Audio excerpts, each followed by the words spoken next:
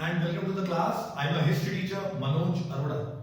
Today we will be studying the next chapter, the last chapter, that is framing of the constitution. But before I start the chapter, I hope you all will be fine at your homes, taking care of your family as well as yourself. Children, we all know that for a democratic country like India, we need a constitution. A constitution is such a document which let all the activities to be done in a prescribed way so that nobody, whether a minority or a majority, have problem in India. Now the point is that how this constitution was drafted. What were the various things which were kept in mind while making of the constitution? We all know that our constitution is one of the biggest constitution of the world, but we all have to understand there are 12 books which have got the debates recorded while this constitution was being made. It was almost 3 years which took for this massive document to be made, and finally 26th of November 1949 it was completed and it was given to India, implemented on 26th January 1950. Now the name of the chapter is framing of the constitution. The making of the Constituent Assembly was itself a great problem. The making of the Constituent Assembly. Many people were not agreed that how it was constituted. It was basically 1946 elections. The people were taken as the members of the Constituent Assembly, and most of them were from Congress. Many considered that this Constituent Assembly was indirectly made by the British, and British had a dark hand in making of the Constitution of India. It should be that Indians must choose the Constituent Assembly. It was when these people were chosen, when 1946 election took place, very selective people got the chance of universal franchise, of voting. That's why this particular assembly did not represent the entire India. But some of them advocated that Congress is such an umbrella party that it had all kind of people within it. If the actual elections would have taken place for the Constituent Assembly, the configuration of the assembly would have been something like that only. Now, the dominant voices which had led this entire making of the constitution, Nehru came up with the objective resolution. He told that why this constitution was being made. He told that we should understand that who has given us the power to sit in the Constituent Assembly. That's why the will of the people is supreme. He also told that we are not simply going to copy. Whatever would befit India's system would only be taken if we are understanding and we are trying to learn from the experiences of others. There is nothing bad about it. The next was Rajendra Prasad. He was the head or the president of the Constituent Assembly, the Constituent Committee, and Patel. He was working basically behind the scenes. He was the person who brought all the princely states under one hand and to unite and bring the united India.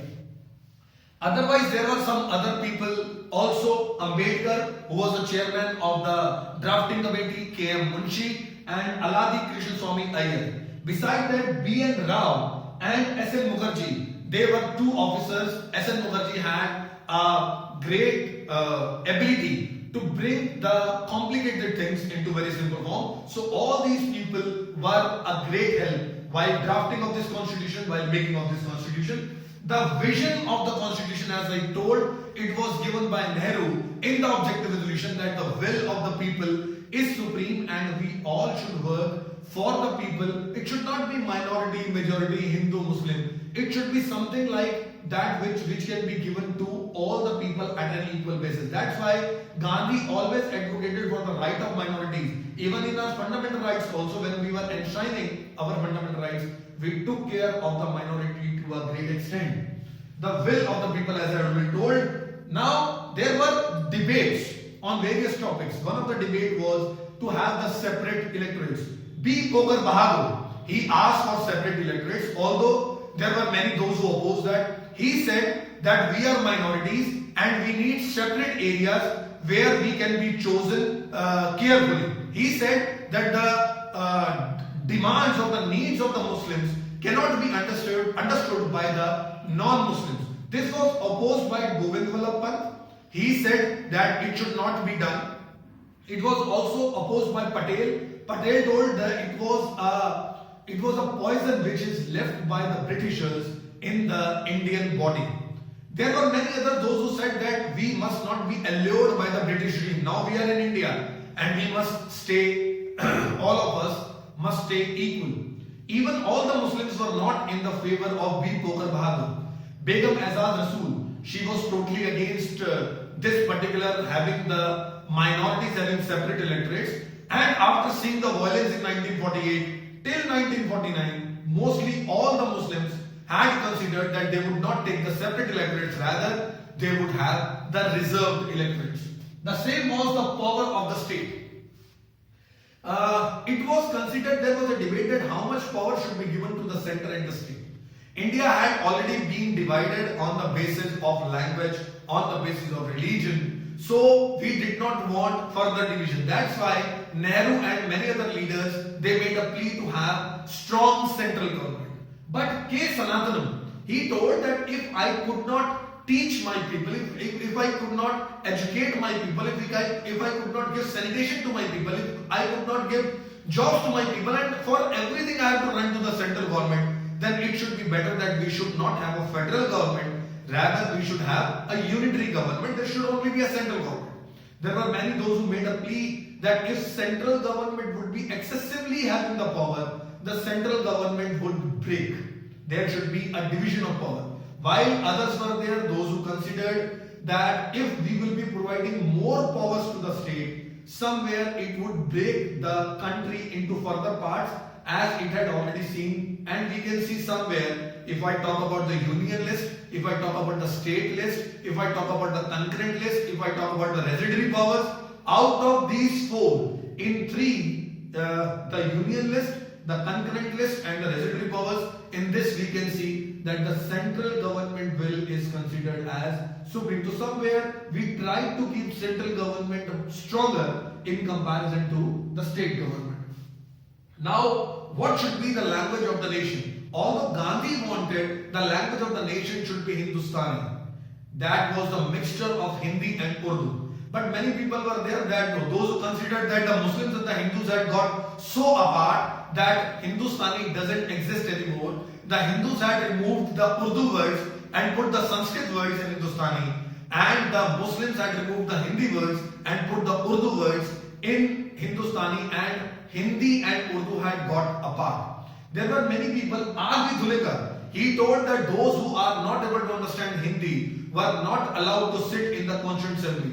This created a violent scene within the Constituent Assembly. It was Nehru who brought all the people to peace, and when after that only the process could go further.